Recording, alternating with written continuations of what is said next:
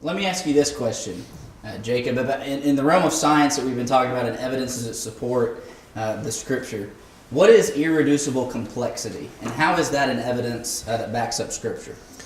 Irreducible complexity is pretty much the idea that you get down so small, you reduce like a substance, or the human body, for example, to the smallest substance. And so you take the cell, the human body that is made up of millions of cells. So you take the cell, and the idea of irreducible complexity is that you can't reduce it any further for it to work. So, for example, the cell, it's called a biochemical machine. The cell is so small, it's microscopic, but it's made up of thousands of parts inside the cell. And if you take one part out of that cell, it's not going to work. And so that's why you can't reduce it any further. It's irreducible. It's so complex that if you take a part out, it won't work. And the problem with evolutionary theory is that they claim that the cell came together on its own and formed on its own, and that's how life began.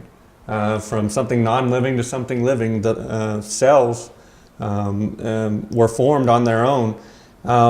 But irreducible complexity tells us that you can't do that. You can't take the parts of the cell out and make it work.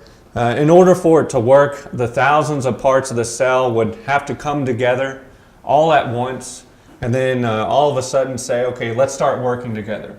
Right? Because all the parts of the cell, they feed off of one another. And that's why, it's irreducible. For example, the DNA strand. The DNA strand, let's say against all odds, all the information came together and the DNA strand formed. Well, the DNA strand just by itself doesn't do anything. It doesn't cause life. It has to be put inside the machine for it to work. So you can't reduce the cell any further. I like to think of an example. Say you're designing an airplane, you're building an airplane, and say you take a one panel off the wing of an airplane. So you take this panel off and you throw it in the air, and you throw this panel, it's not going to fly. That panel by itself is pointless. It's not going to work until all the parts of the airplane are put together, and then the machine is going to work. So unless everything's already together and designed and put together and ready to go, it's not going to work. And that's the way the cell is. Everything has to be put together perfectly and already working together for it to be a functional cell. And it's just impossible for that to have happened on its own. There's no possible way. It was designed by someone, designed by a designer and a higher power who put that in place. And that's the logical explanation.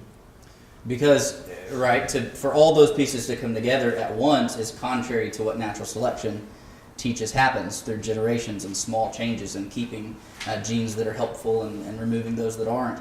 There's not one big giant leap in there. That's contrary to that idea, right? So the fact that all of those are there working at once is evidence of design.